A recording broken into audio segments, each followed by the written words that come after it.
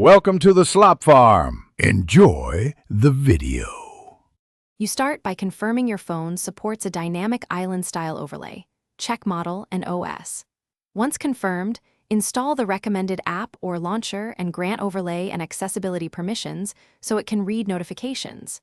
Next, select a style preset and enable live notifications to capture system alerts. Make sure to run the app's built-in preview and send a sample alert.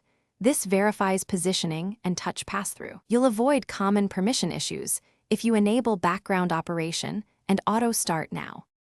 Once done with basic setup, tune the visual parameters so the island aligns with your notch or punch hole.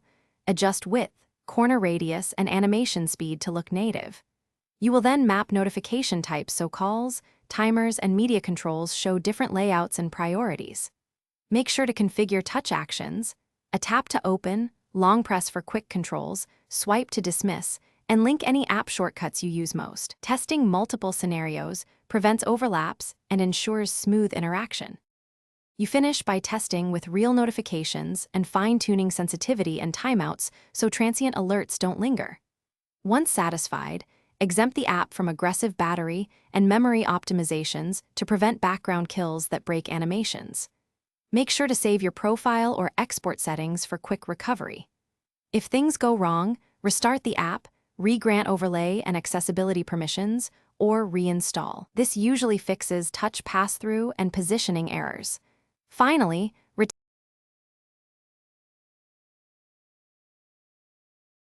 Thanks for watching. Consider subscribing if we helped you today.